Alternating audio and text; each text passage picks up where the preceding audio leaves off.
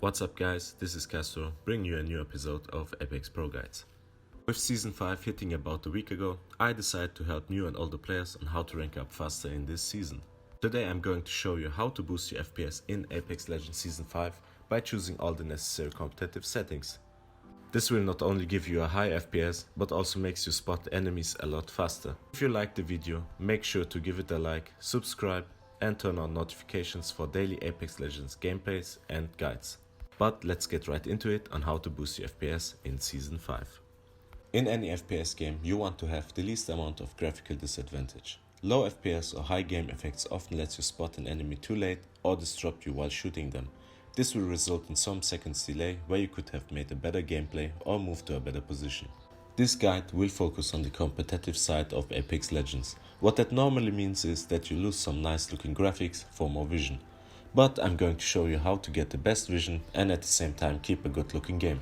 So no Minecraft low quality or CSGO 4-3 stretched interface is needed to climb the ranks in Apex Legends. Step number 1 will be to update your graphics card. If you have an AMD or Nvidia GPU, make sure you are up to date with the graphics drivers. Simply go to your graphics software and update to the latest patch. Once you're done, you need to restart your PC and go to step number 2. Step number 2 will be to update Windows. You may have turned auto Windows updates off. You need to make sure that Windows is also up to date. Many bugs and crashes can come from interaction between your operating system and game software. So go to your search bar and type in Windows Update, then you click on Check for Updates and let it run.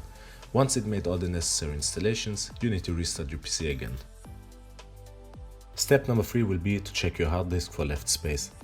A lot of people don't know that if you make your SSD or HDD extreme full, they will start to perform worse. Keep your SSD and HDD always clean and delete unused programs or files.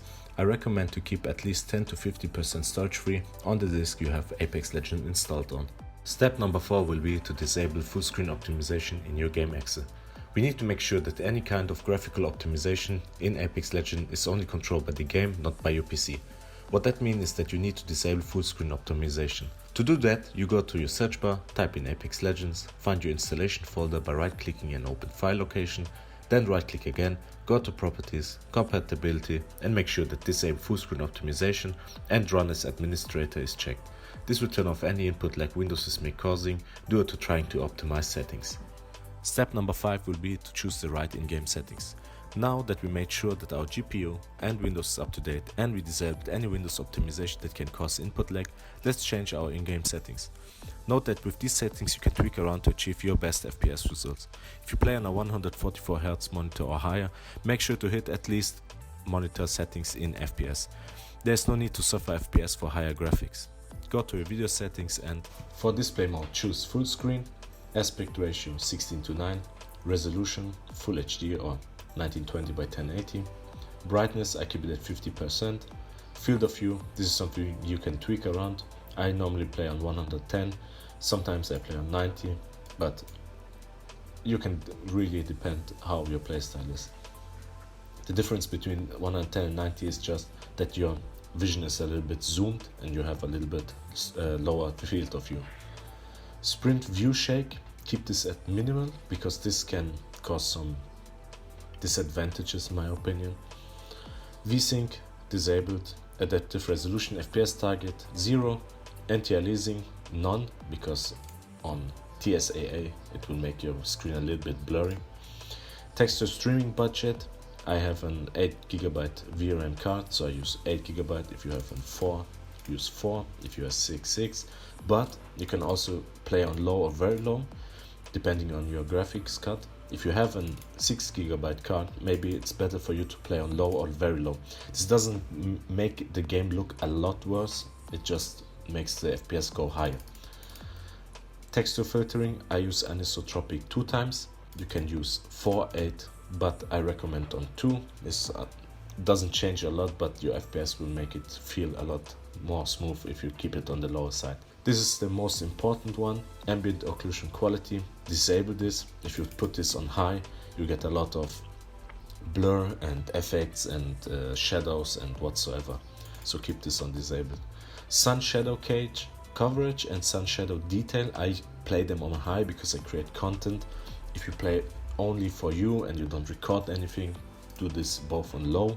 Also the spot shadow detail, I play on high because I create content, but you can do it on disabled. Volumetric lighting disabled, the dynamic spot shadows disabled.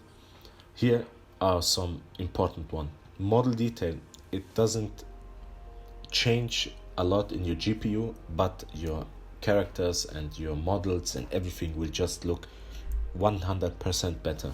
To do this every time on high. Don't do it on low or medium, just high. Effects, you can turn this to low. Impact marks, you can turn this off if you want. This is just if you hit a door with a bullet, there's a bullet mark on the door. You can disable this also. This doesn't reduce so much GPU but CPU load. Ragdolls, also turn this off or to low or medium, but if you have a potato PC like I have, just turn it on low and click apply. Once you're done finish with that, restart once the game and then come back. So now that we covered all the competitive settings, let's summarize what we did. Step number 1, we update our graphics card.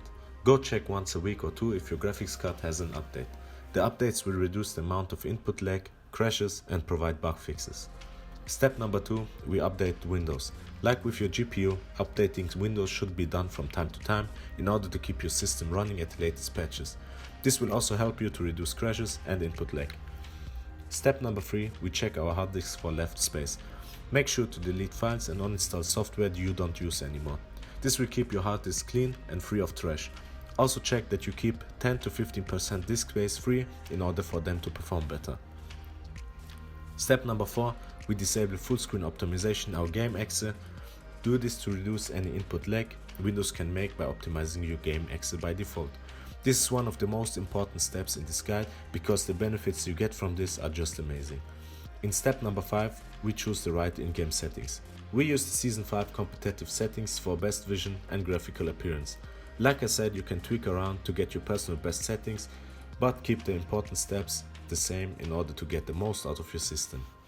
That's it guys, with these settings and optimization, you now have your game ready for Season 5 Ranked. Thank you so much for watching the video.